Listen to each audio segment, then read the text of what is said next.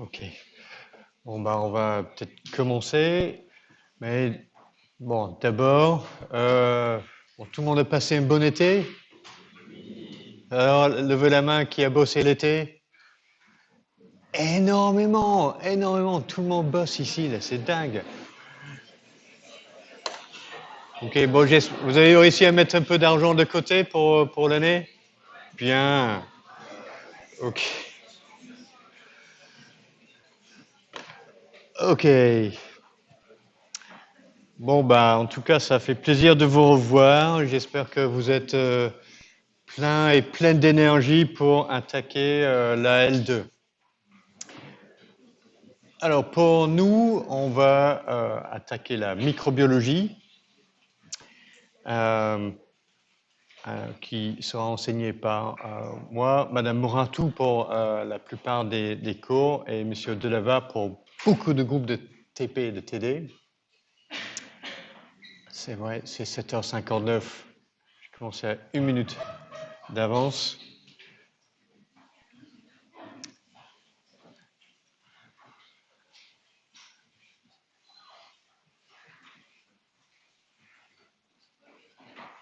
Je laisse les gens prendre leur place.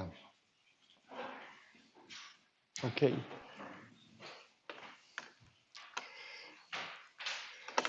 Donc, alors, comme vous savez, on est organisé dans une UE de 40 heures, composée de 20 heures CM, 8 heures TD et 3 séances de TP, 3 séances de 4 heures. En enseignement à distance, on a quelques petites vidéos à regarder, des questions sur lesquelles il faut répondre pour préparer les TP. Donc ça, c'est un peu en complément des démonstrations qui seront faites pendant le TP. Donc l'idée, c'est de les regarder avant la séance et comme ça, vous allez avoir une idée des gestes qu'il faudrait effectuer pendant la séance de TP. De notre côté, on va en termes de documentation et mise à votre disposition, vous avez les polis DCM sur Madoc. Personnellement, j'ai mis à jour le 1, 2, 3 et le 4, 5. Probablement, je pourrais modifier les polis pour la virologie enfin, un peu plus tard dans le semestre, de regarder un petit peu si j'ai fait une mise à jour pour ce poly-là. Et généralement, moi et Madame Mouratou, nous enregistrons les cours, c'est-à-dire les vidéos des diapositives projetées et nos sages paroles.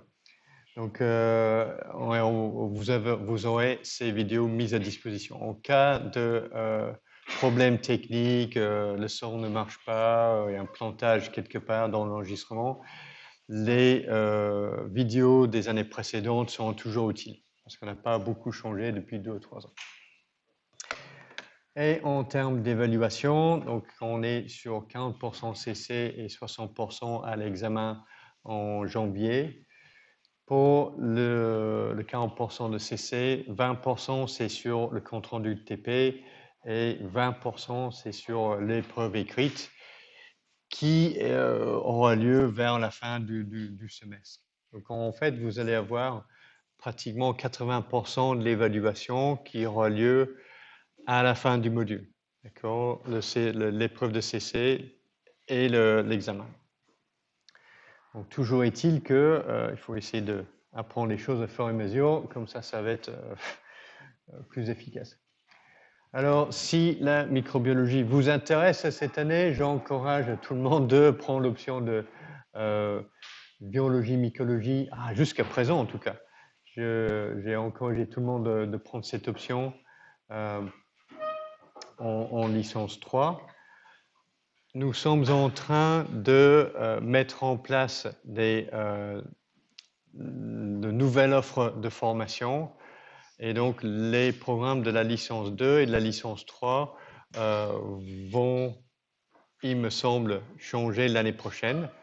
Donc, ce qui est pour l'instant prévu pour microbiologie en licence 3, c'est un demi-module de 20 heures, CM et TD en obligatoire, UEF en biologie et mycologie, et une UE optionnelle, une UEC en second semestre, microbes et maladies, pour les plutôt infections microbiologiques et pathologie et physiopathologie des infections.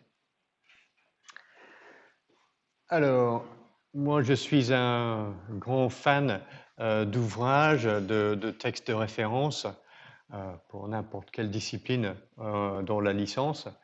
Et la microbiologie n'est pas une exception. Donc, pratiquement tout ce que l'on raconte pendant les cours sera très bien expliqué dans les ouvrages de référence que vous avez à la PU. Donc, nous avons plusieurs exemplaires qu'on devrait essayer de renouveler d'ailleurs, de microbiologie de Prescott, Harley et Klein et de Perry. Donc, si vous trouvez quelque chose qui n'est pas clair dans les cours et vous essayez de réécouter, mais ma façon d'expliquer les trucs, c'est toujours aussi obscur, ou la façon de Madame Mouratou peut-être, et vous n'arrivez pas à comprendre le truc, souvent, c'est pas la peine de avoir la même personne qui explique, parce que la même personne va expliquer de la même façon. Donc, ça sera toujours aussi impénétrable. Donc, d'avoir quelque chose expliqué d'une autre façon, écrit d'une autre façon, clairement, dans un ouvrage, ça peut aider pour peut-être faire le déclic, et comme ça, vous avez vraiment compris le truc. Donc, moi, je vous conseille de consulter les ouvrages dans la bibliothèque universitaire. Et si vous le souhaitez, il y a quelques sites web avec des informations complémentaires. Ici, je pense qu'il n'est plus à jour. Ils ont changé l'adresse à la Société américaine de microbiologie. Ça, ce sont des cours en français, plutôt en microbiologie médicale. Ça, pareil, c'est un ouvrage en ligne gratuit, multilingue, avec en tout cas beaucoup de pages en anglais. Et ça, c'est plutôt un blog avec questions d'actualité ou petits détails en microbiologie. Si ça vous intéresse, vous pouvez y jeter un coup d'œil. Alors, donc, il y a quelques années maintenant, je suis allé rechercher les chapitres pertinents dans le livre de Prescott pour donner quelques indications où vous trouverez les matières ou le matériel qui est couvert dans les cours. Donc je vous mets en garde, ça fait un petit moment que je n'ai pas vérifié que c'est toujours vrai pour les nouvelles éditions. Mais toujours est-il que ici sur le tableau, vous voyez un peu le contenu des différents cours. Donc on commence aujourd'hui avec la structure et la fonction de la cellule bactérienne. Donc 2 cours là-dessus. Un cours en identification et taxonomie. Et ensuite, on va plus vers la physiologie microbienne avec la croissance des bactéries et l'impact des différentes conditions environnementales et les différentes modes de métabolisme énergétique que l'on trouve chez les bactéries. Un cours sur les antibiotiques. Ensuite, on est sur la génétique bactérienne. Interaction entre les bactéries et nous, les êtres humains. Donc, les deux côtés, le microbiote humain, les bactéries qui nous aident, et les bactéries pathogènes, les bactéries qui nous font du mal. Alors, un petit peu de virologie et quelques informations sur l'utilisation des bactéries en biotechnologie. Alors, la plupart des cours, comme vous avez vu, sont dédiés aux bactéries avec un petit peu de virologie. Mais la microbiologie, dans son proprement parlé, comprend également des eucaryotes microscopiques. Donc, les protistes, les levures, les moisissures microscopiques. On ne va pas du tout traiter ces organismes-là. Ils sont traités un petit peu pour les levures et les moisissures l'année prochaine, en virologie et mycologie. Mais en L2, on se concentre principalement sur les bactéries avec un petit regard sur les virus. Alors, chez les bactéries, il y a deux grands groupes, les eubactéries, les vraies bactéries, qui comprennent l'immense majorité des bactéries qu'on va rencontrer, en tout cas en microbiologie médicale ou microbiologie de l'alimentation. Donc avec les noms qui seront peut-être un peu familiers, comme Streptococcus, Escherichia, Bacillus, Staphylococcus, tout ça, ce sont les eubactéries. Alors, il existe également un autre grand groupe de bactéries qui sont les archéobactéries ou les archées, dont probablement la plupart sont trouvables ou vivent uniquement dans les environnements extrêmes. Donc les sources d'eau chaude, les sources hydrothermiques sous l'océan, mais il y a certaines archées qui se trouvent dans les intestins des vaches, par exemple, qui produisent le méthane. Donc, pareil, on ne va pas tellement parler des archées pendant les cours. On sera concentré principalement sur les eubactéries. Alors, pourquoi on ignore pendant ces cours, ou qu'on ne traite pas en tout cas, les micro-organismes eucaryotes? Pourquoi les bactéries sont tellement importantes à comprendre? Alors, une des raisons, c'est qu'elles sont partout, les bactéries. Donc, c'est facile à ignorer parce que si je regarde autour de moi, je vois une salle pleine d'êtres humains. Mais si on regardait un petit peu par terre ou sur la peau de chacun d'entre nous, on en trouverait tout un tas de bactéries qui sont ici, qui vivent avec nous et sur nous. Donc, ce n'est pas juste autour sur nos corps, mais si on regarde dans les environnements les plus extrêmes de la planète, dans le sol, dans la nappe phréatique, au fond des océans, dans des sources d'eau chaude à 95 degrés, on trouve des bactéries qui sont capables d'y survivre. Et elles sont là parce que les bactéries ont la capacité de vraiment tirer de l'énergie métabolique sur à peu près n'importe quelle source d'énergie chimique et de survivre à des conditions chimiques assez extrêmes. Donc ça, c'est intéressant à comprendre comment elles arrivent à faire ça. Et elles arrivent à le faire parce qu'elles peuvent déployer des mécanismes biochimiques assez originaux. Et une partie de ces mécanismes et voies métaboliques biochimiques peuvent être exploités pour des processus industriels en biotechnologie. Donc l'exemple un peu classique, ce sont toutes les fermentations qu'effectuent les bactéries et un petit peu les levures dans l'industrie agroalimentaire. Donc on a des applications industrielles importantes de certaines bactéries. Alors une autre raison pour étudier les bactéries, c'est parce que certaines bactéries sont des pathogènes importants. Donc la tuberculose tue facilement 1 ou 2 millions de personnes par an au niveau mondial. On a toujours des millions d'infections par des salmonelles ou des streptocoques partout dans le monde.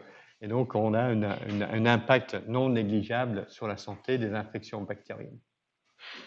L'autre, le revers de la médaille dans les interactions bactéries-hôtes, c'est le rôle qui est de plus en plus compris entre le rôle des bactéries commensales, c'est-à-dire notre microbiote, les bactéries qui vivent sur nous et dans nos intestins, et son rôle sur notre santé. Donc, de plus en plus, on comprend que un microbiote sain nous aide à résister à différents types de maladies. Et dernière raison pour s'intéresser aux bactéries, c'est parce que ce sont des organismes vivants les plus simples. Donc, si on s'intéresse aux processus fondamentaux de la vie, comme la réplication de l'ADN, la synthèse des protéines, toutes les découvertes en biologie moléculaire et biochimie ont été effectuées d'abord chez les bactéries, parce que c'était des systèmes les plus simples à décortiquer. Et aussi, si on s'intéresse aux origines de la vie, ben, il faut s'intéresser un petit peu aux origines des bactéries, parce que c'est clairement le cas que les bactéries étaient les premiers organismes vivants sur cette planète. Donc ça, ce sont des questions peut-être un peu plus théoriques, mais intéressantes néanmoins pour comprendre les origines des processus fondamentaux de la vie et de la vie elle-même. Alors, comment étudier les bactéries? La première chose à faire, c'est de pouvoir les observer, et on peut les observer uniquement à l'aide d'un microscope. Et donc, si on se sert d'un microscope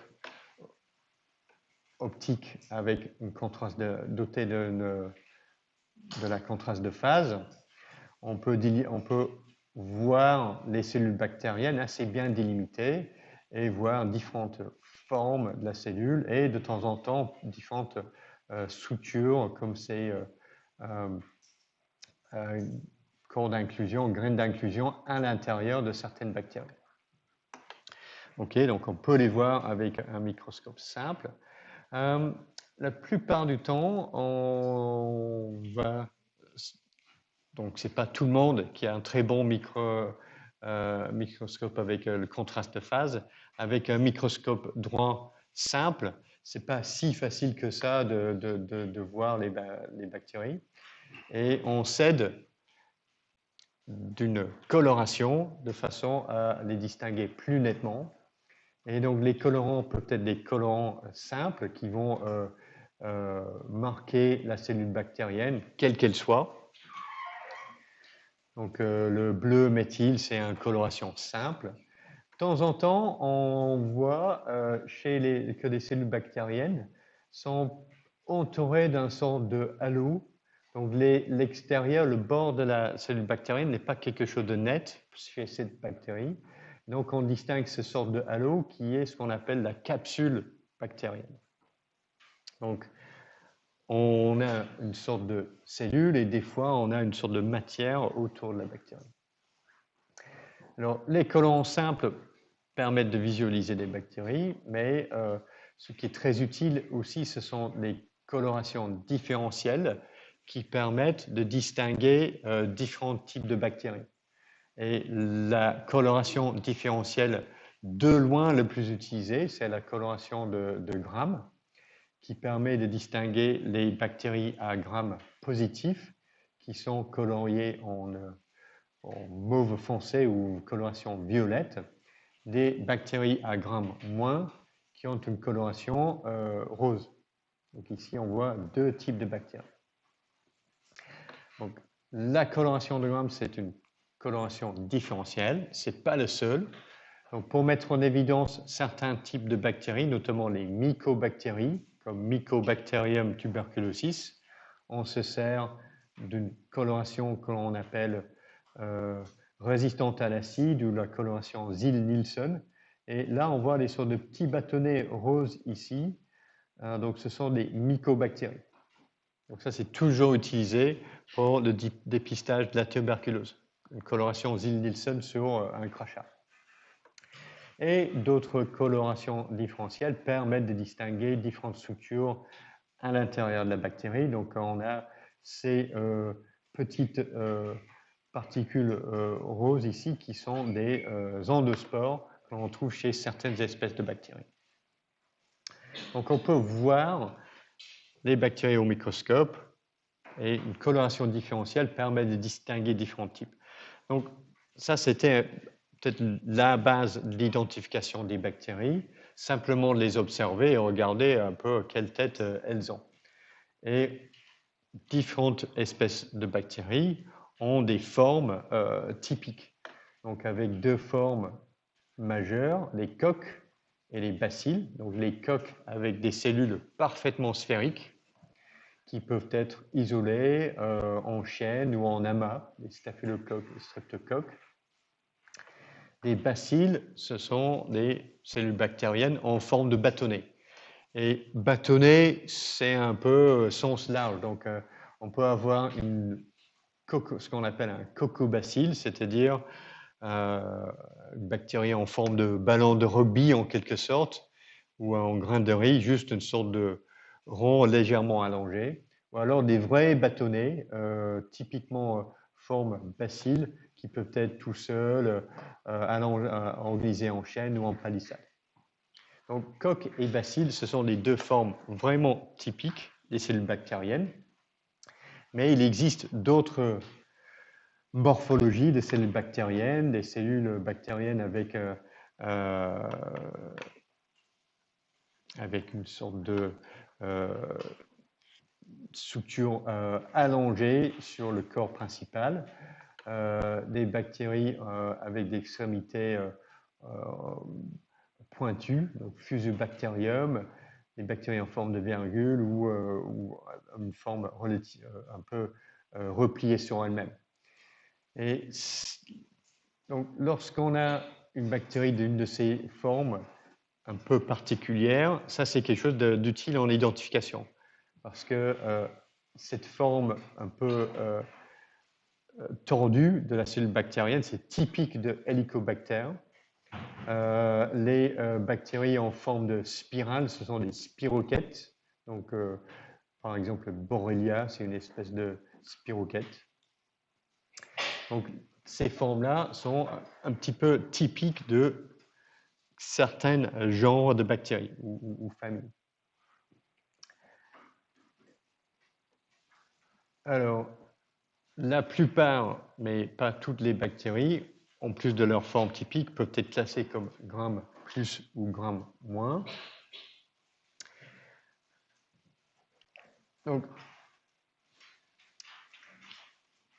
Donc c'est à peu près toutes les informations que l'on peut tirer de la microscopie optique.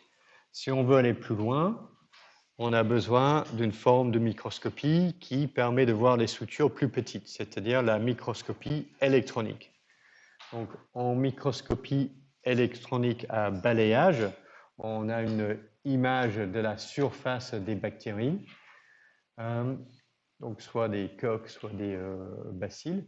On n'a pas tellement plus d'informations qu'une bonne image en microscopie optique, mais en microscopie électronique à transmission, on peut commencer à apercevoir des structures à l'intérieur et à l'extérieur de la cellule bactérienne. Donc, ce que l'on peut faire, c'est préparer les couches minces à travers une cellule bactérienne et effectuer une coloration pour regarder les structures qui sont à l'intérieur de la cellule bactérienne. Donc, on voit qu'on a une sorte de paroi à l'extérieur de la bactérie, un cytoplasme. Ici, l'ADN est concentré dans ce qu'on appelle la nucléoïde et certaines bactéries ont des graines d'inclusion à l'intérieur. Mais pas de structure membranaire complexe comme chez les cellules eucaryotes. Donc, structure interne très très simple. Une autre technique que l'on peut utiliser en microscopie électronique à transmission, c'est d'utiliser, je pense que c'est plutôt des vapeurs de métaux lourds que l'on utilise pour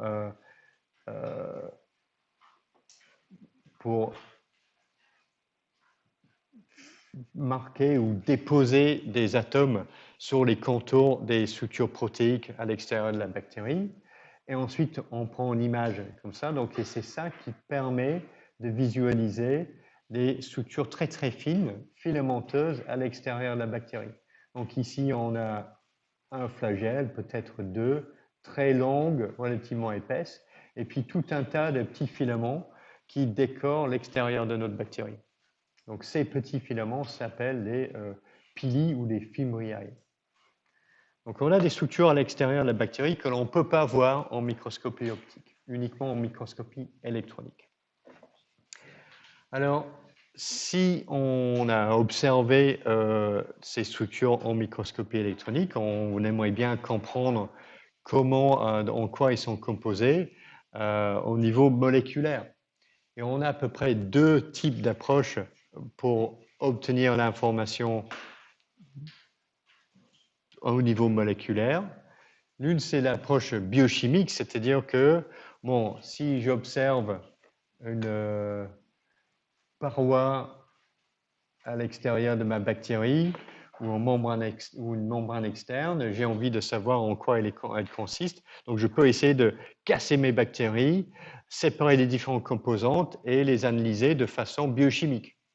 Et c'est comme ça que l'on sait très exactement quelle est la structure de la lipopolysaccharide, par exemple la LPS, qui forme le feuillet externe de la membrane externe des bactéries à grain-. Donc on sait qu'il y a une partie lipidique et une partie polysaccharidique. Donc on a utilisé l'approche biochimique. On casse la bactérie, on fait une séparation et on analyse ce que l'on a. À côté de ça, et en complément peut-être, on a aussi l'approche génétique alliée à la biologie structurale. C'est-à-dire que si on veut savoir quelle protéine est impliquée dans telle ou telle fonction, on essaie de générer un mutant qui ne possède plus cette fonction-là. Du coup, on clone le gène qui code pour la protéine impliquée dans telle ou telle fonction. Et une fois qu'on a la séquencée, on peut essayer d'obtenir les informations de la structure de cette protéine par la biologie structurale. Et ainsi, par exemple, on peut voir que les porines, qui forment des pores, n'est-ce pas, dans la membrane externe, pareil, des bactéries à grand-, ce sont des protéines avec cette structure en sorte de barrique formée de hélices bêta, de feuillet bêta plutôt, et trois monomères forment une porine dont la forme active, c'est un trimère. Donc on connaît la structure de certains éléments parce que on a identifié les gènes responsables et aussi on les a exprimés et déterminé leur structure. Et petit à petit, si on met ça ensemble, les informations de la microscopie électronique, la biologie structurale et la génétique, on peut construire des modèles de tout un tas d'éléments structurels des bactéries. Donc ici est représentée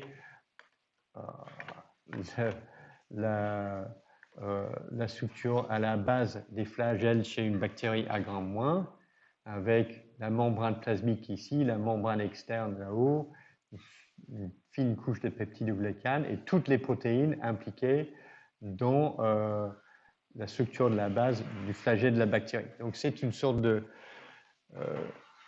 image construite sur ordinateur, mais c'est une image qui est basée sur la réalité. C'est à l'échelle, c'est-à-dire quand on représente une vingtaine de sous-unités de protéines qui font un cercle, c'est vraiment comme ça.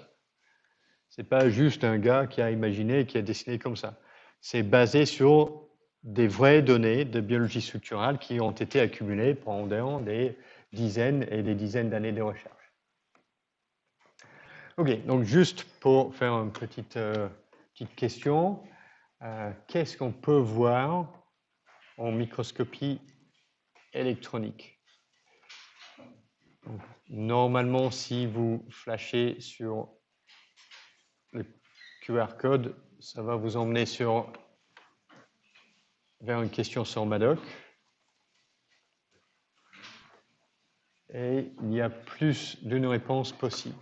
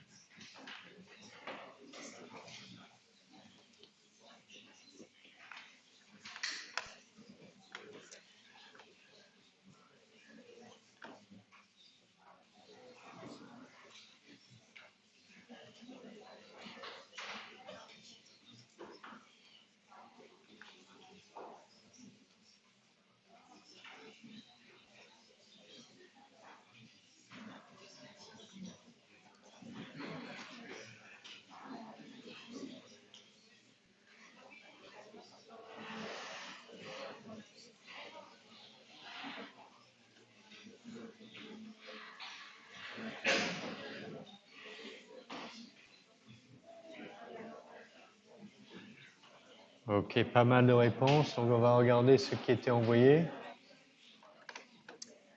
Oui, capsule, oui, correct. Ça, c'est vrai, ça. Vous pouvez l'apercevoir avec quelques colorations. Pili, non, ils sont trop fins. On les voit qu'en microscopie électronique, pas en microscopie optique. LPS, non, c'est molécules. On ne voit pas de molécules au microscope. L'endospore, oui, c'est vrai, avec une coloration spécifique, ou même en coloration de grammes, en TP, des fois on voit les endospores chez certaines bactéries en TP. Le noyau, non, tout le monde qui a choisi 5, vous êtes tombé dans le piège. Pas de noyau chez les bactéries. Ok. Donc, ça, c'est faux. C'est pas vrai, ça. Alors, ça me donne l'occasion de faire quelques rappels sur les différences de structure entre les cellules bactériennes et cellules eucaryotes. Donc, je vais commenter assez laborieusement ce tableau. Donc, différence importante chez les cellules eucaryotes, elles sont caractérisées par les organites délimités par des membranes, des bicouches lipidiques. Donc les Golgi, mitochondries, chloroplastes, réticulum endoplasmique, structure membranaire à l'intérieur de la cellule, très développée. Chez les prokaryotes, généralement aucune structure intracellulaire, à l'exception juste de corps d'inclusion qui sont très très simples et pas vraiment délimités par des membranes.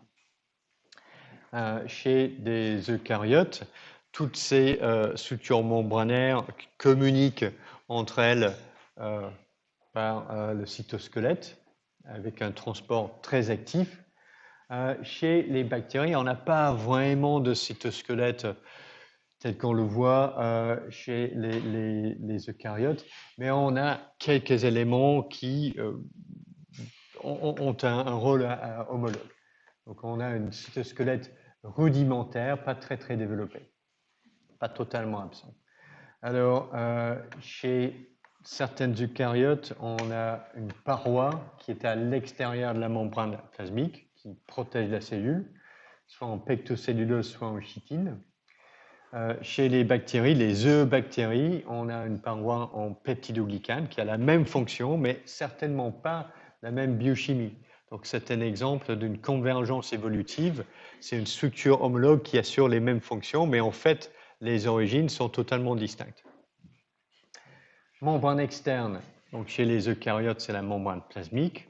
Chez les bactéries, on peut avoir deux membranes externes, surtout chez les bactéries à grand moins. Les bactéries à grand plus, seulement la membrane plasmique. Pili, ces petits filaments protéiques à l'extérieur de la cellule, oui chez les bactéries, non chez les eucaryotes. Flagelle, parfois chez les deux. Encore, lorsqu'on regarde la structure, il n'y a pas d'homologie de structure entre les flagelles chez les eucaryotes et les flagelles chez les bactéries. Donc, ce sont les structures qui assurent la motilité en phase liquide, donc la même fonction, mais les deux types d'organismes les ont développés de façon indépendante. Capsule, cette sorte de zone diffuse à l'extérieur de la cellule bactérienne. Donc, certaines bactéries ont une capsule. On ne trouve pas ça chez les eucaryotes. Et en termes de production de spores, c'est-à-dire une cellule inactive très très résistante. Donc oui, on a des plantes et les fungi, la fungus, qui produisent des spores, et certaines bactéries produisent également des spores. Pareil, les structures sont très différentes, c'est une convergence évolutive, ce sont des structures avec la même fonction, c'est-à-dire assurer la survie de l'organisme pendant des conditions environnementales défavorables. En termes de matériel génétique et son organisation, ça c'est quelque chose qui distingue vraiment très clairement les eucaryotes et les prokaryotes. Donc chez les eucaryotes, le génome est diploïde, ou au moins on a des phases haploïdes et diploïdes pendant le cycle de vie de l'organisme. Il y a toujours au moins une partie de la vie de l'organisme qui est diploïde chez les eucaryotes, tandis que les prokaryotes sont uniquement haploïdes. Le matériel génétique chez les eucaryotes est organisé en plusieurs chromosomes linéaires, tandis que chez les prokaryotes, en général, on a un seul chromosome en ADN circulaire. Ça, c'est très, très différent. Chez les bactéries, les prokaryotes, ce chromosome est souvent associé à plusieurs petits éléments d'ADN circulaire qui sont les plasmides, tandis que les plasmides sont carrément absents chez les eucaryotes. Chez les eucaryotes, l'ADN est localisé dans le noyau, ce qui n'est pas le cas chez les bactéries. Donc, chez les bactéries, l'ADN est en contact direct avec le cytoplasme, le cytosol. Et chez les eucaryotes, l'ADN est associé à des protéines basiques que sont les histones. Et en tout cas, les eubactéries ne possèdent pas d'histones. Donc, cette fonction est effectuée par des protéines basiques de notre nature.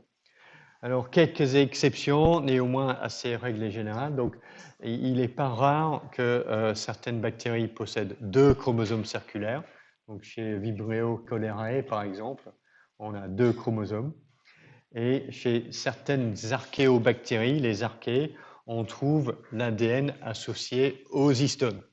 C'est une des indications que l'on a une sorte de lointaine apparenté entre les eucaryotes et la lignée des archéobactéries. Alors,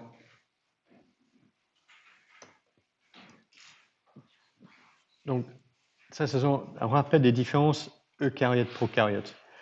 Donc maintenant, ce que je vais faire, c'est de commenter les différentes structures de la cellule bactérienne qui sont schématisées ici.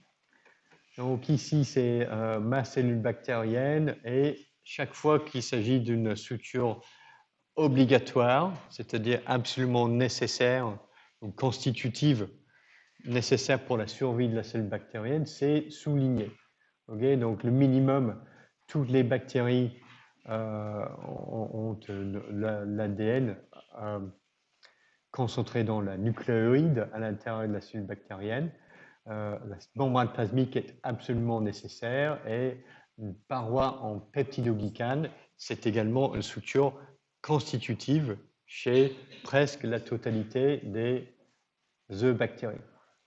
Les structures facultatives, c'est-à-dire on les retrouve chez certaines bactéries mais pas chez toutes, sont par exemple la membrane externe, on la retrouve uniquement chez les bactéries à grand moins, la capsule présente ou absente et les structures filamenteuses à l'extérieur de la bactérie, les fimbriae, les pili et le flagelle.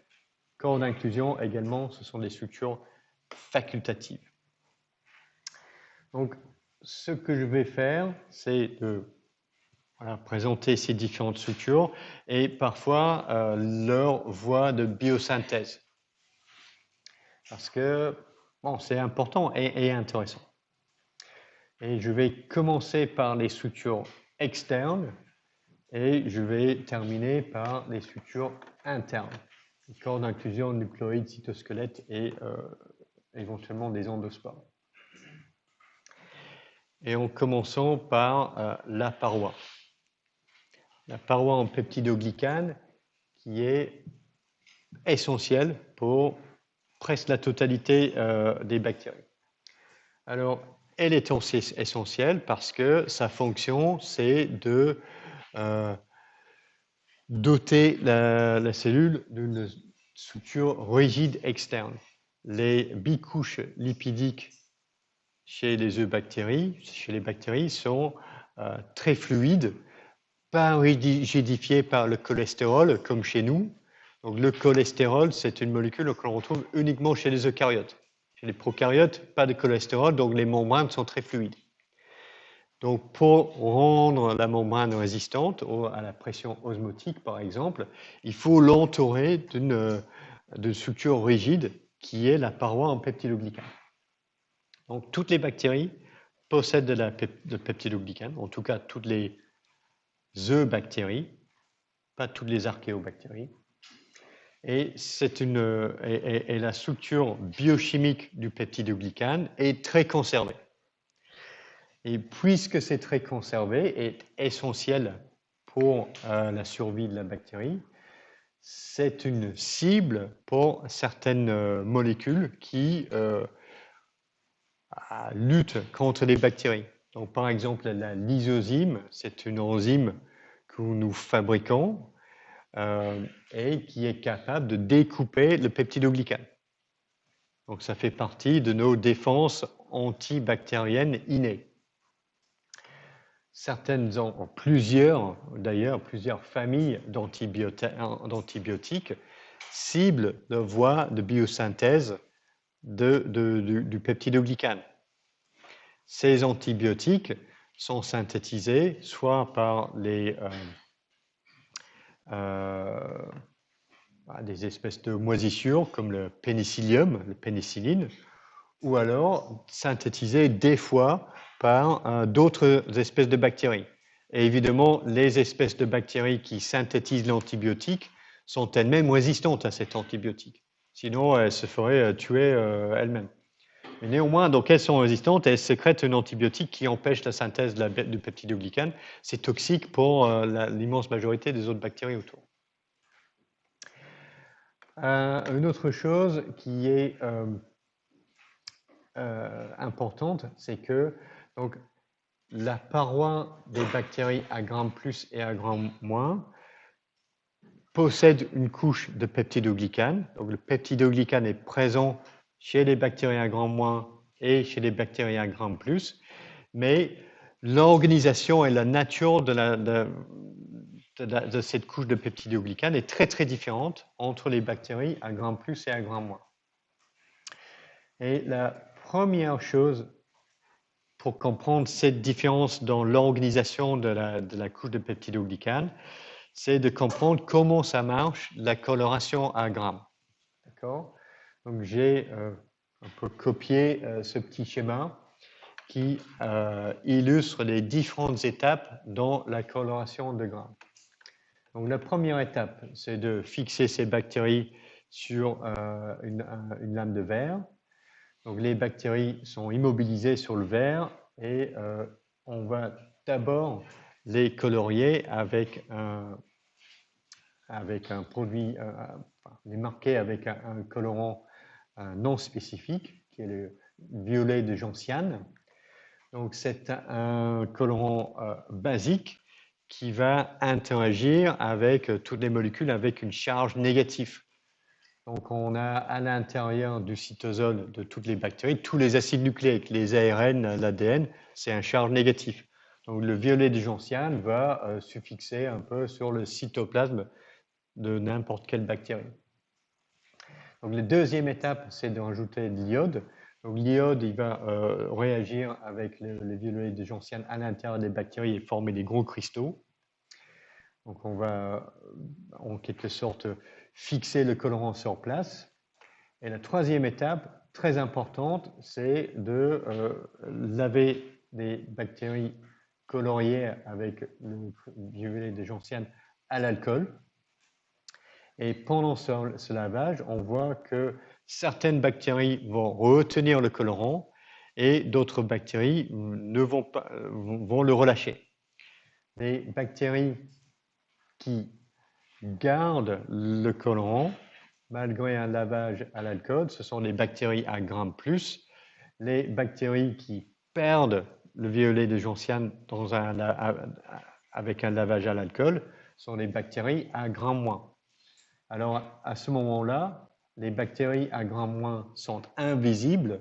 Donc, pour pouvoir les voir, on met un contre-colorant qui est d'une autre couleur, n'est-ce pas? Et souvent, on utilise la fuchsine qui donne une coloration rose. Donc, la grande différence entre la paroi chez les bactéries à gramme plus et les bactéries à gramme moins, c'est que la paroi chez les bactéries à gramme moins est sensible à l'alcool. Et la paroi, chez les bactéries à Gram+, est résistante à l'alcool. Alors, l'immense majorité des eubactéries peuvent être classées comme Gram+ ou Gram- via cette coloration. Mais ce n'est pas le cas pour toutes. Donc, il y a quelques exceptions importantes.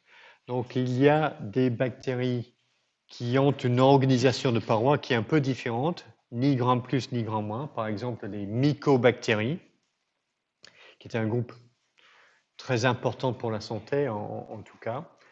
Donc, on ne peut pas faire une coloration de Gram et identifier les mycobactéries, ce n'est pas possible. Et il existe aussi, mais très très rare, certaines bactéries qui ne possèdent pas de paroi en peptidoglycane. Donc on peut se demander comment est-ce possible, parce que je viens de dire, toute cette partie est basée sur l'idée que c'est une structure constitutive absolument essentielle pour les bactéries. Alors, il existe certaines bactéries qui ne l'ont pas. Comment elles font pour survivre, ces bactéries? Et elles peuvent survivre parce qu'elles occupent une niche écologique assez particulière. Les mycoplasmes, ce sont des bactéries parasitaires qui vivent à la surface des cellules eucaryotes. Et à partir de ces cellules eucaryotes, les mycoplasmes sont capables d'extraire le cholestérol et l'intégrer dans leur propre membrane, ce qui permet de rigidifier la membrane des bactéries mycoplasmes, et c'est pour ça qu'elles peuvent survivre sans le peptidoglycane. Mais bien sûr, cette possibilité est disponible uniquement pour les bactéries qui vivent vraiment sur des cellules eucaryotes. Donc les mycoplasmes sont capables de vivre sans peptidoglycane, mais c'est vraiment une situation exceptionnelle pour les bactéries. Ok, donc le truc à retenir, c'est que chez les bactéries à Gram-, la paroi est susceptible à l'alcool, et chez les bactéries à Gram+, la paroi est résistante à l'alcool. Et on comprend un petit peu pourquoi lorsqu'on regarde de près la paroi des bactéries par de la microscopie électronique. Donc ici, on a des images d'une bactérie à Gram+, et ici, une bactérie à Gram-. Chez la bactérie à Gram+, on a une membrane plasmique indiquée par la ligne rouge ici, et schématisée ici.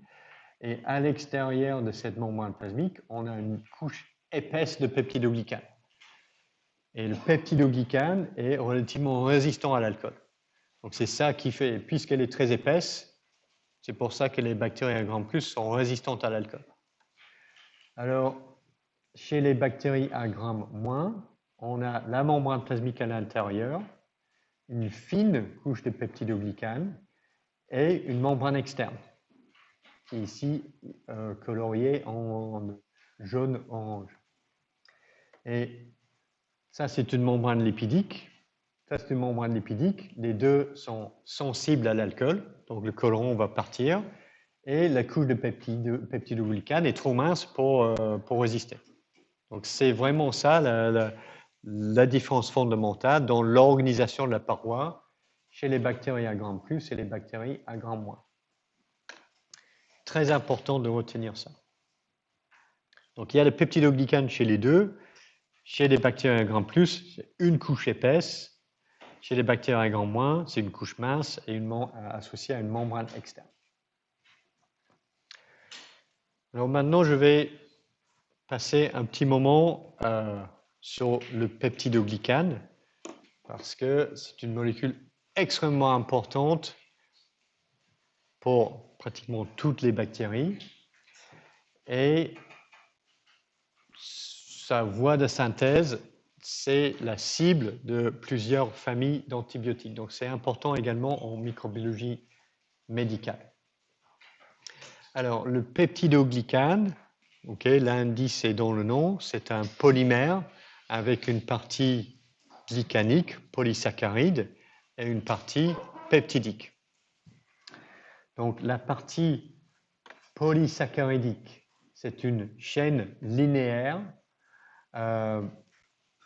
composée de deux sucres modifiés que sont la N-acétylglucosamine, le NAG, associé en liaison bêta 1 à 4 avec un autre sucre modifié, l'acide N-acétylmuramique.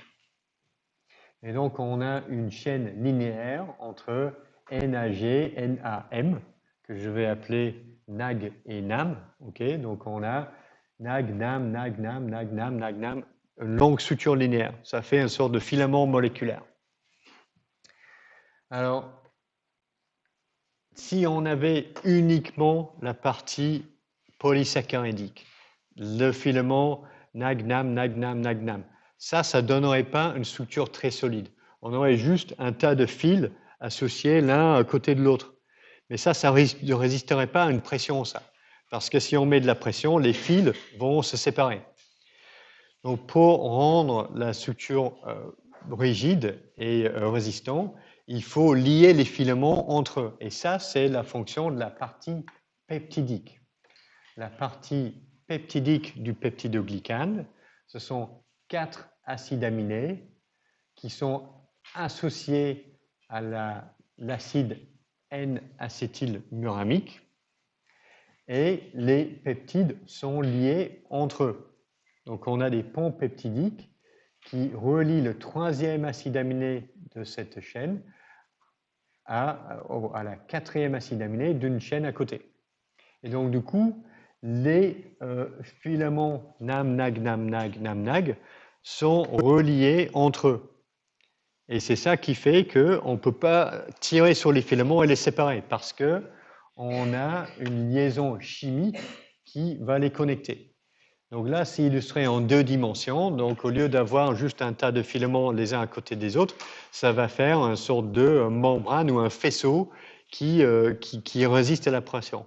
Et aussi, il faut imaginer que vous allez avoir des couches de filaments en 3 dimensions, au-dessus et en dessous de ce plan-là. Et les liaisons peptidiques peuvent lier des couches de filaments par-dessus et en dessous. D'accord? Donc on a un réseau en 3 dimensions qui est assez solide et résistant. Donc il ne va pas être facile de bouger cette structure parce que ce sont des filaments reliés entre eux par des ponts covalents. Donc c'est une sorte de structure en maille, mais donc on peut voir que ça fait une sorte de voilà, un filet. Et les mailles du filet sont relativement petits. Par exemple, une protéine ne pourra pas diffuser à travers le peptidoglycane. Donc il faut qu'il y ait une pore pour laisser entrer la molécule ou faire sortir une molécule de la taille d'une protéine à travers le peptidoglycane. Des petites molécules, le glucose, des ions, un acide aminé, des choses comme ça, peuvent migrer à travers les mailles de ce filet en peptidoglycane.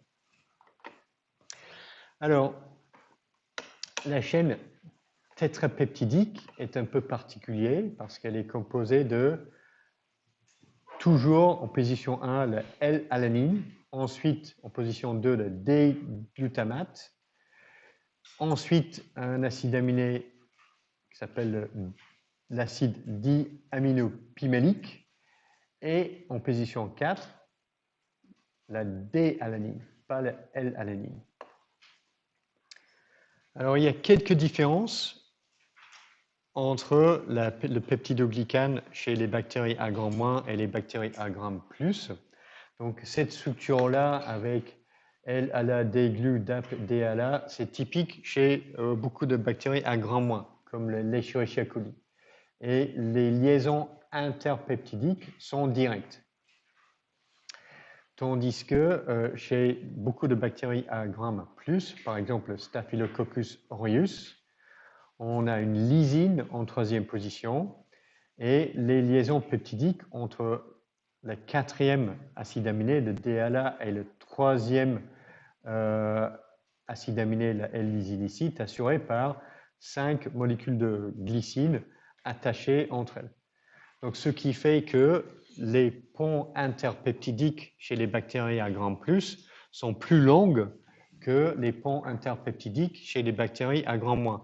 Et ça, c'est logique parce que la couche de peptidoglycane chez les bactéries à gram plus, elle est plus épaisse. Donc, les ponts peptidiques peuvent traverser plusieurs épaisseurs ou une ou deux épaisseurs de peptidoglycane. Tandis qu'avec une couche de peptidoglycane plus mince chez les bactéries à gram moins, les liaisons ici sont de plus courte distance parce que la couche est plus mince. Alors, une chose qu'il faut comprendre ici, c'est la nature du pontage chimique entre le D-alanine et le DAP ou la L-lysine sur un tétrapeptide voisine. Donc, on a ces 4 acides aminés qui vont du sens N-terminal ici jusqu'au C-terminal sur le D-alanine, comme dans une protéine. Donc, on a le début qui est en N-terminal, la fin qui est en C-terminal. Donc, à la fin de cette D-alanine, on a un groupement carboxylate. D'accord? C'est la terminaison COOH. Alors, ce que l'on a sur la L-lysine et sur le DAP, c'est un groupement amine sur la chaîne latérale de l'acide aminé. Donc, le groupement carboxylate à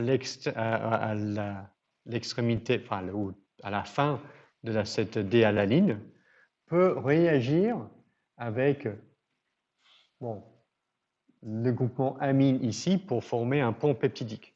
Donc, si on a une sorte de 5-glycine ici, on a la terminaison N-terminale de la glycine. D'accord? Vous visualisez ça comme une chaîne protéique, N-terminal, C-terminal. Donc, ici, on va faire un pont peptidique, C-terminal sur le D-alanine, N-terminal sur le lysine. Et quand on arrive à la fin ici, là, on a le C-terminal sur le glycine qui est ici, qui va faire un pont peptidique avec ce groupe amine sur la chaîne latérale de la lysine. Donc la lysine et la DAP possèdent tous les deux un groupement amine qui permet de faire ça. D'accord? Donc c'est pour ça qu'on ne peut pas faire une liaison avec ici le D-alanine, le glutamate. On a besoin d'un groupement amine sur la chaîne latérale de l'acide aminé. Ok, donc un petit peu plus sur les acides aminés ici. Petite question. Parce qu'il y a quelque chose d'un peu curieux sur ces 4 acides aminés. Je vais ouvrir la question.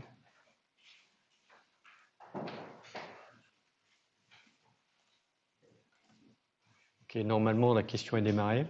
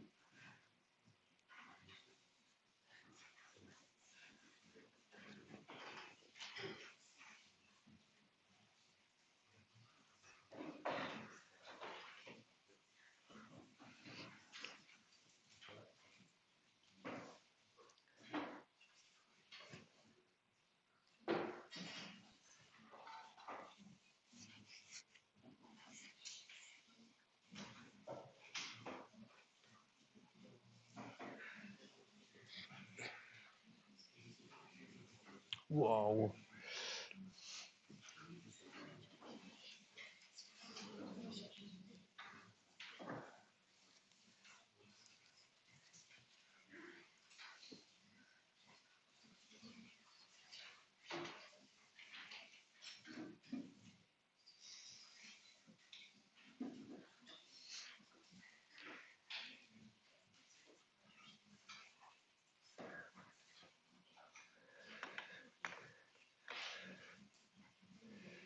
Ok, bon, on a une tendance qui se dégage un petit peu ici. Bon, je vous laisse répondre.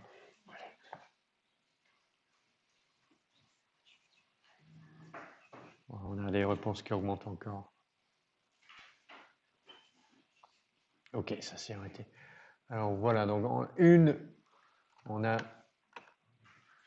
les deux choix les plus plébiscités, c'est 1 et 2. Bon, l'un des deux est vrai, l'autre est faux. Hein. Et la bonne réponse est la réponse 1. Donc dans les protéines, ce sont des acides aminés L. D'accord, c'est pas comme le glucose. Le glucose, c'est le déglucose que l'on a dans le corps. Mais les acides aminés, ce sont des acides aminés L dans les protéines, uniquement. Alors là, de trouver les acides aminés D dans une structure, c'est inhabituel. C'est pas normal. Ça. La deuxième bonne réponse, c'est la réponse 3, le DAP. C'est quoi ce truc-là? Ce n'est pas un des 20 acides aminés que l'on retrouve dans les protéines, le DAP. Donc ces deux observations-là nous indiquent que la partie peptidique du peptidoglycane, le tétrapeptide, n'est pas synthétisée sur le ribosome. Donc ça ne fait pas partie d'une protéine que l'on clive et qu'on rajoute sur le peptidoglycane. Il y a une voie de biosynthèse qui est à part. Alors, maintenant, ce qu'on va faire, on va faire au moins ça, on a 20 minutes. Donc on va regarder de plus près et j'espère comprendre la voie de biosynthèse du peptidoglycane. Alors, c'est une structure répétée qui n'est pas si simple que ça, le peptidoglycane. Et on va voir que sa voie de biosynthèse, c'est relativement compliqué. Donc, ce qui se passe d'abord, c'est que les bactéries vont synthétiser la sous-unité répétée, qui est quoi? C'est un peu les deux sucres modifiés, le NAG et le NAB, associés au pentapeptide, pas au tétrapeptide, dans le cytoplasme. Donc les sous-unités répétées sont assemblées dans le cytoplasme. Ensuite, la sous-unité sera transportée vers le périplasme. Donc le périplasme, c'est l'espace entre la membrane plasmique et la couche en peptidoglycane. Et ce transport sera assuré par un transporteur lipidique que l'on appelle le bactoprénol.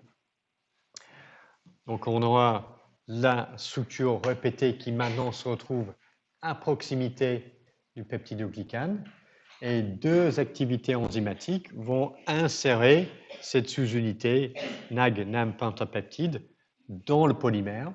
Donc d'abord des transglycosidases et ensuite on aura la formation des ponts peptidiques par les transpeptidases.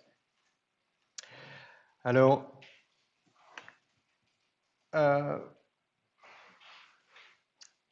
une chose à comprendre, c'est que ce processus a lieu principalement chez les... Enfin, principalement, ouais, je pense que c'est vrai néanmoins, principalement chez les bactéries qui sont en croissance. C'est-à-dire que lors de la croissance bactérienne, la cellule doit augmenter de taille et puis se scinder en deux. Mais pour augmenter en taille, c'est un problème pour la bactérie, car la couche de peptidoglycane est quelque chose d'assez rigide. Donc pour faire de la place, pour insérer de nouveaux sous-unités, pour insérer de nouveaux sous-unités dans le polymère, pour l'allonger, ben, il faut le couper en même temps. Donc sinon, on ne peut pas insérer de nouvelles sous-unités et les bactéries ne peuvent pas s'agrandir.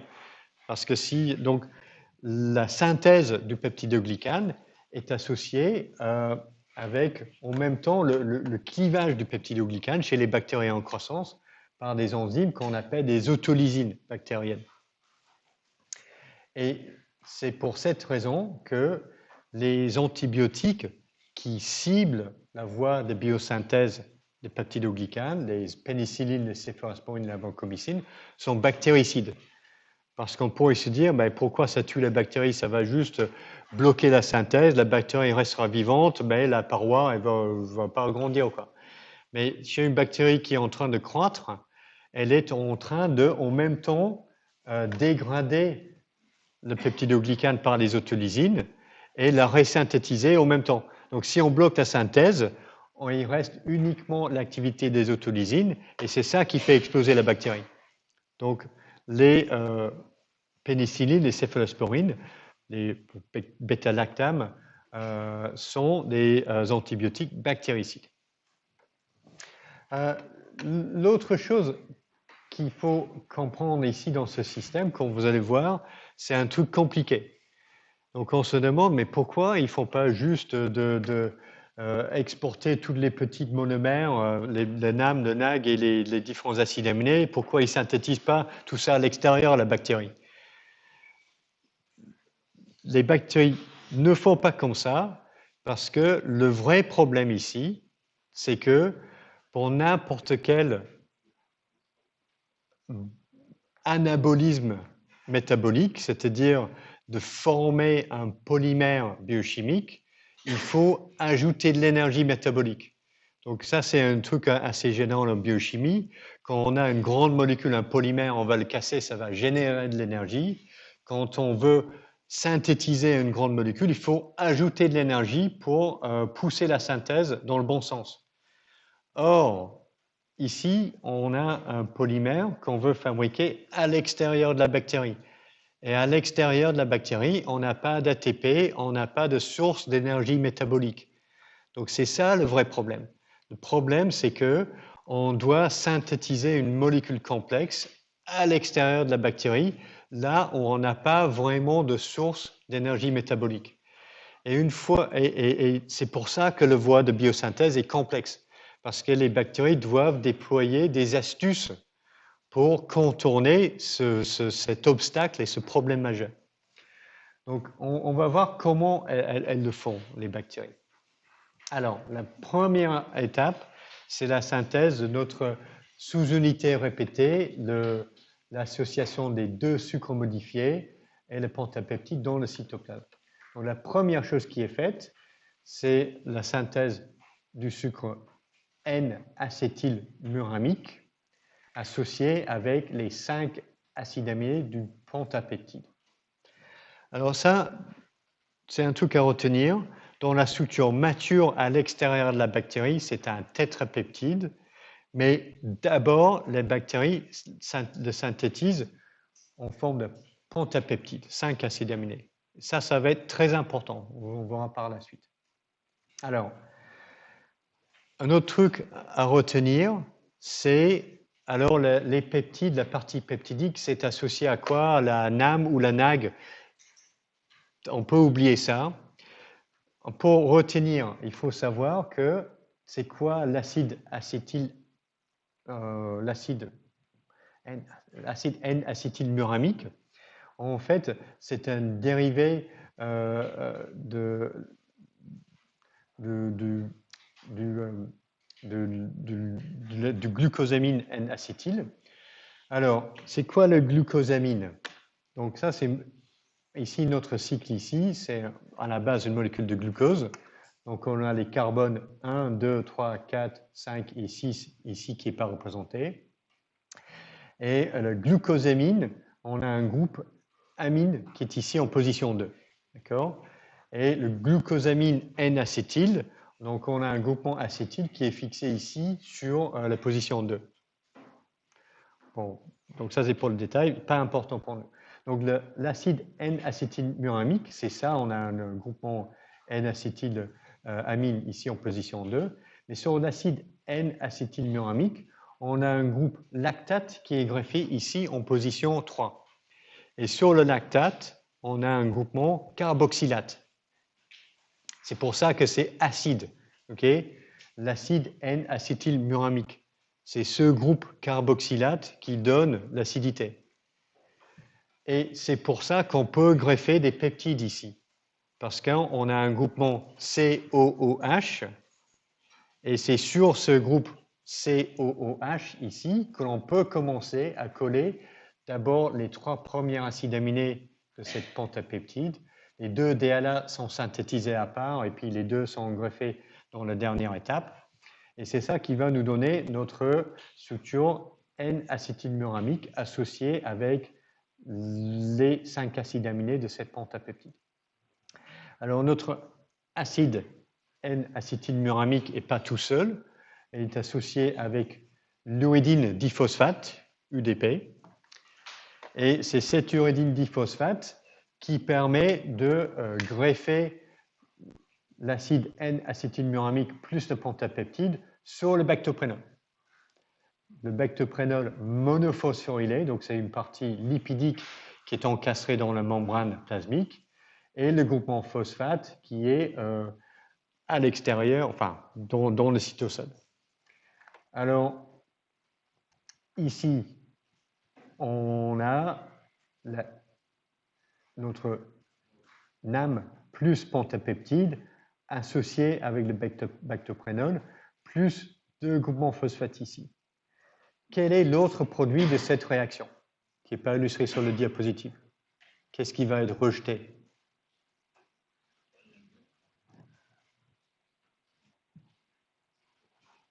Donc ça vient de là. Allez, je vais vous donner une réponse. Est-ce que ça va être le UDP ou le UMP? L'uridine monophosphate ou l'uridine diphosphate ici? Qui dit UMP? Qui dit UDP? Une ou deux personnes? C'est le UMP.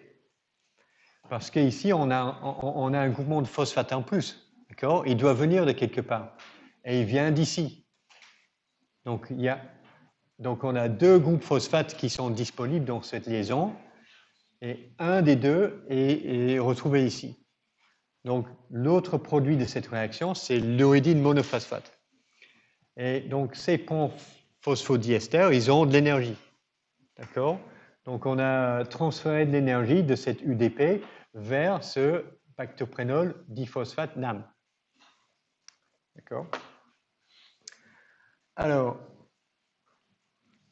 donc à ce moment-là, on a notre NAM pentapeptide qui est associé au bactoprénol. Ça, c'est parfois appelé le lipide 1 dans la biosynthèse du peptidoglycane. Et la dernière étape, c'est qu'on va greffer notre N-acétylglucosamine en liaison bêta-1,4 sur le N-acétylmuramique, acide muramique N-acétyl ici. Et ça nous donne notre solubilité complète. C'est ce qu'on appelle aussi le lipide 2 dans la voie de biosynthèse. Donc une fois que l'on a ça, on a une enzyme dans la membrane plasmique de la bactérie qui va retourner le bactoprénol dans la membrane. Et du coup, notre structure NAG-NAM pentapeptide, elle est retournée dans la membrane et maintenant elle se retrouve dans le périplasme. Et c'est là où il faut le trouver, parce que c'est là où on doit synthétiser notre polymère, le peptidoglycane. Alors, on a synthétisé la sous-unité, on l'a retourné dans la membrane plasmique. Troisième étape, c'est l'action des transglycosidases. Et les transglycosidases vont ajouter notre dimère NAM-NAG à l'extrémité d'un polymère NAM-NAG, NAM-NAG, etc. Et ce sont des autolysines qui vont couper ce polymère de temps en temps pour rendre un bout, pour libérer une extrémité ici. Donc les transglycosidases vont rajouter cette dimère sur un filament de NAM-NAG, NAM-NAG, NAM-NAG qui est en extension, et ça libère notre bactoprénol diphosphate. Alors, cette étape-là est énergétiquement neutre. Pourquoi? Parce qu'on a créé un pont glycosidique ici. Normalement, ça prend de l'énergie pour créer ce pont glycosidique. Mais en même temps, on a rompu un pont phosphodiester ici. Donc ça libère de l'énergie et c'est ça qui permet de former un nouveau pont glycosidique sans avoir à rajouter de l'énergie métabolique. En quelque sorte, on a exporté l'énergie avec ce pont phosphodiester là. Donc, du coup, ça c'est neutre sur le plan énergétique, donc la réaction peut avancer. Alors, dernière étape, c'est le recyclage du bactoprénol dans la membrane, avec en même temps le clivage de son pont phosphodiester, et on recycle le bactoprénol monophosphorylé qui se retourne dans la membrane, qui est donc disponible pour notre tour de synthèse. Et la dernière étape dans notre synthèse de peptidoglycanes, c'est l'action des transpeptidases qui vont former un pont peptidique avec le groupement amine libre sur la chaîne latérale, soit de la L-lysine, soit de la DAP, et le groupement carboxylate qui est ici sur le 4e alanine. Alors, comment ça marche? Donc, on a notre terminal D-alanine, le 5e, qui est un pont peptidique avec le 4e D-alanine. Et la transpeptidase va faire quoi? Il va casser ce pont peptidique et il va en même temps créer un nouveau pont peptidique entre le D-alanine ici et le DAP sur la chaîne à côté. Et ça donne ça. Donc, on va libérer une molécule de D-alanine et on forme notre nouveau pont peptidique. Et à nouveau, c'est énergétiquement neutre parce qu'on casse un pont peptidique. Normalement, ça libère de l'énergie et on l'utilise pour former un nouveau pont peptidique. Donc, c'est donnant-donnant, 50-50, c'est neutre. Donc, la réaction peut avancer. Et c'est pour ça que les bactéries synthétisent le précurseur sous forme de pentapeptide. Imaginons que les bactéries avaient synthétisé que le tétrapeptide. Dans ce cas-là, on doit former un pont peptidique sans apport énergétique, donc ça ne peut pas fonctionner. Donc le 5e acide aminé dans le pentapeptide, il est là parce que l'énergie pour former le nouveau pont peptidique est en quelque sorte présente dans ce pont peptidique entre le 4e et le 5e alanine. Et c'est en cassant ce pont-là qu'on peut créer le nouveau. D'accord? Et c'est comme ça que les bactéries arrivent à effectuer une réaction de biosynthèse complexe à l'extérieur de la cellule. Et à la fin, cette molécule de D-alanine va être réimportée dans le cytoplasme. Alors, donc ça, c'est la synthèse de peptidoglycanes. En 2 ou 3 minutes, il faut que je termine rapidement sur la structure générale des parois des bactéries à gramme plus et à gramme moins. Donc, chez les bactéries à gramme plus, on a une couche épaisse de peptidoglycanes. Le seul autre polymère que l'on retrouve dedans, c'est l'acide teichoïque, qui est un long polymère, soit de glycérol ou de ribitol. Ribitol étant un sucre à 5 carbones. R, ça va être un autre sucre en acide aminé. Et on a des molécules de glycérol ou de ribitol assemblées avec des phosphates. Donc, c'est une molécule avec beaucoup de charges négatives. Donc, c'est pour ça que c'est un acide teichoïque. Donc, c'est dans la paroi. Et ces filaments d'acide teichoïque forment des liaisons électrostatiques avec différentes couches de peptidoglycanes. Et la fonction, c'est de maintenir toutes ces couches de peptidoglycanes ensemble dans la couche épaisse. Donc, il existe aussi l'acide lipoteichoïque. Donc ici, on a une partie qui est associée à la membrane plasmique. Ça, c'est très important parce que ça va faire une sorte de liaison entre le peptidoglycane et la membrane plasmique pour éviter que la couche de peptidoglycane se détache de la membrane de la bactérie. Voilà, on n'a que 2 minutes. Bon, je vais essayer de faire rapidement la membrane, la paroi chez les bactéries à gramme moins. Donc, on a membrane plasmique, fine couche de peptidoglycanes, et la grande différence chez les bactéries à gramme moins par rapport aux bactéries à gramme plus, c'est la présence d'une membrane externe. Le feuillet externe est composé non pas d'une lipide standard, mais de la lipopolysaccharide, donc avec la partie saccharide qui forme une sorte de couche externe chez la bactérie. Donc normalement, une bicouche lipidique est imperméable aux sucres et aux acides aminés, qui sont des molécules hydrophiles. Donc pour faire passer ces molécules-là à travers la membrane, on a toujours des porines dans la membrane externe des bactéries à grand moins.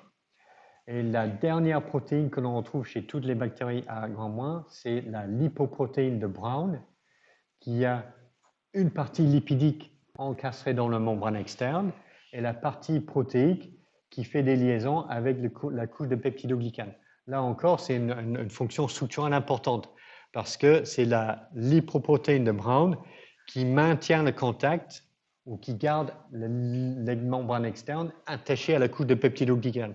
Sinon, en absence de lipoprotéine de Brown, on peut avoir la membrane externe qui se sépare et qui se barre. D'accord?